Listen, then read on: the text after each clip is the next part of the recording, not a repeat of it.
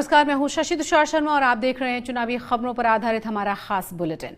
सबसे पहले आप दिन की बड़ी चुनावी खबरों को संक्षेप में जान लीजिए, जिसके बाद हम आपको बताएंगे कि ये खबरें खास क्यों हैं और इनके राजनीतिक मायने क्या हैं। शुक्रवार को पटना में विपक्षी दलों की बैठक हुई है, जिसमें नीतीश कुमार, राहुल गांधी, मल्लिकार्जुन खड़गे, ममता बनर्जी, अरविंद केजरीवाल समेत कई दिग्गज शामिल हुए हैं। विपक्षी एकता की बैठक को लेकर बीजेपी ने क्या कहा है, ये हम आपको दिखाएंगे। साथ ही एसबी-एसपी प्रमुख ओम प्रकाश राजभर ने विपक्षी दलों को लेकर क्या सलाह दी है, इस पर भी चर्चा करेंगे। कर्नाटक के deputy CM DK Shiv Kumar ने बीजेपी की मांगों को लेकर पलटवार किया है। उधर चुनावी साल में राजस्थान के सीएम अशोक गहलोत ने कहा है कि बीजेपी को आगामी चुनावों में सबक सिखाना जरूरी है। आइए अब इन सब खबरों को विस्तार से समझते हैं। बुलेटिन की शुरुआत करते हैं शुक्रवार को पटना में विपक्षी दलों की जो आज बैठक हुई है उसके बारे में बात करके, जिसमें नीतीश कुमार, राहुल गांधी, मल्लिकार्जुन खड़गे, ममता बनर्जी, अरविंद केजरीवाल समेत कई दिग्गज नेता शामिल हुए हैं। बैठक के बाद विपक्षी दलों ने प्रेस कॉन्फ्रेंस भी की है और कहा है कि एक साथ चुनाव लड़ने पर सहमति बन गई है।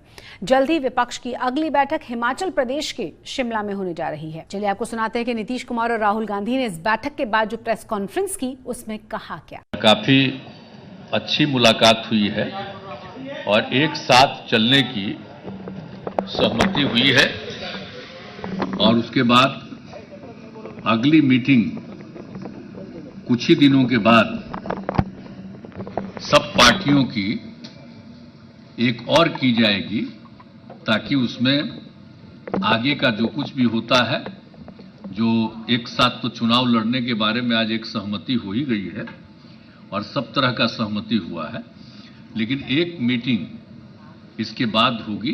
हिंदुस्तान की नींव पर आक्रमण हो रहा है, फाउंडेशन पर, इंस्टीट्यूशंस पर,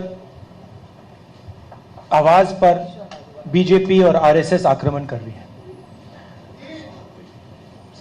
मैंने मीटिंग में भी कहा, यह विचारधारा की लड़ाई है और इसमें हम सब एक साथ खड़े हैं।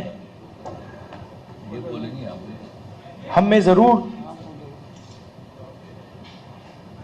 थोड़ी थोड़ी डिफरेंसेस होंगी, मगर हमने ये निर्णय लिया है कि हम एक साथ काम करेंगे, फ्लेक्सिबिलिटी के साथ काम करेंगे और जो हमारी विचारधारा है, जिसको हम शेयर करते हैं, उसकी हम रक्षा करेंगे। विपक्षी एकता की बैठक पर बीजेपी ने करारा हमला भी बोला है। केंद्रीय गृह मंत्री अमित शाह ने कहा है कि विपक्ष चाहे जितने भी हाथ मिला ले, लेकिन 2024 में 300 सीटों के साथ पीएम मोदी ही जीतने वाले हैं।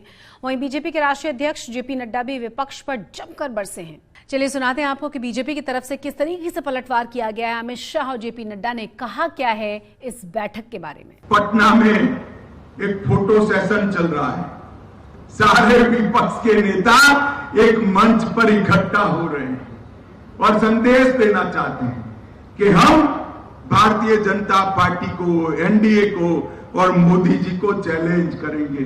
मैं सारे विपक्ष के नेताओं को एक कहना चाहता हूं, कितने भी हाथ मिला लो, आपकी एकता कभी संभव नहीं है और हो भी गई तो कितने भी इकट्ठा होकर जनता के सामने आ जाइए। 2024 में 300 से ज्यादा सीटों के साथ नरेंद्र मोदी जी का प्रधानमंत्री बनना तय।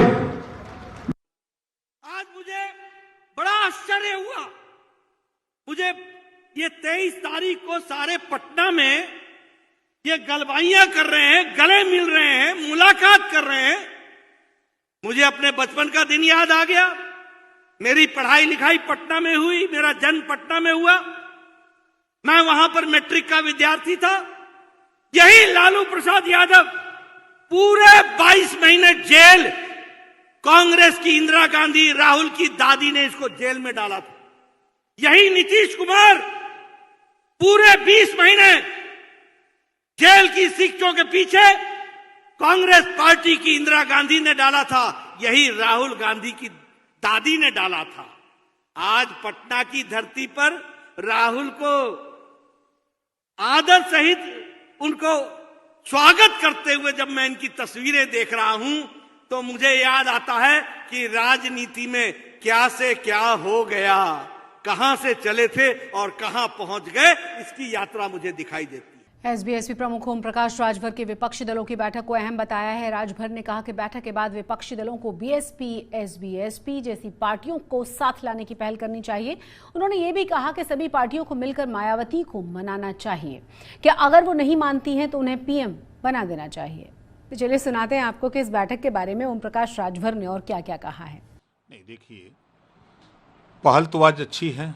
अब वहाँ जो बैठक में तय होता है, बैठक के बाद रणनीति बना करके जो और विपक्षी दल, जैसे आपने बसपा को लिया, लोक दल को लिया, आप सुभाषपा है या और जो भी लोग हैं, उनको साथ लेने के लिए पहल होनी चाहिए।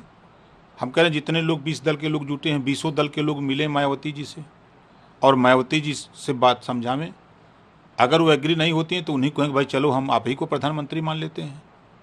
जब विपक्षी एकता की बात है तब उसमें न प्रधानमंत्री की कुर्सी की बात आती है, एकता की बात आती है। जो नेता जैसे माने उसको वैसे मना लेना चाहिए।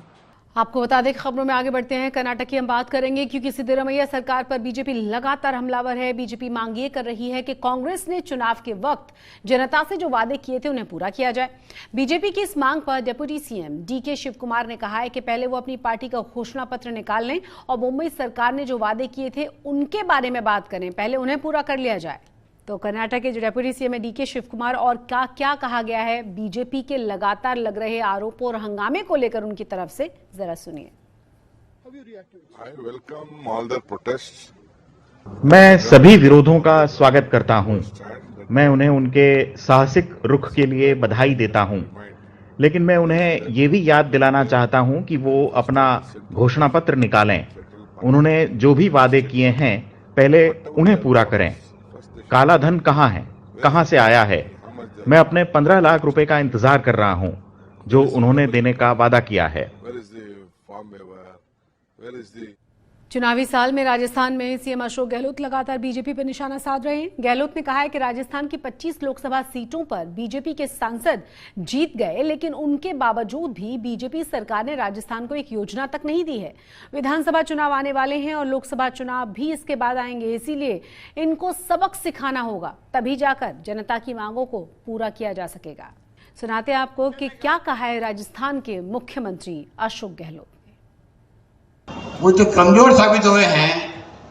अगली बार तो 25 के 25 चुनाव हारे, तब जाके अकल आएगी लोगों के अंदर कि हमने क्यों नहीं काम किया। ये होना चाहिए। तुम पहले नहीं कर पा रहे हो, इन 25 वालों को पूछो तुमने 5 साल में राजस्थान में कौन सी स्कीम को लाने में कामयाब हुए हो, एक इसी बताओ। 5 साल तुम एमपी रहे हो, 5 साल में पानी, बिजली, शिक्षा, स्वास्थ्य, सड़कें, रेलवे, कुछ काम तो बताओ आपने काम किया क्या हमारे आकर के। इस बार पब्लिक को मैं कहना चाहूंगा इनको सबक सिखाओ 25 लोगों को।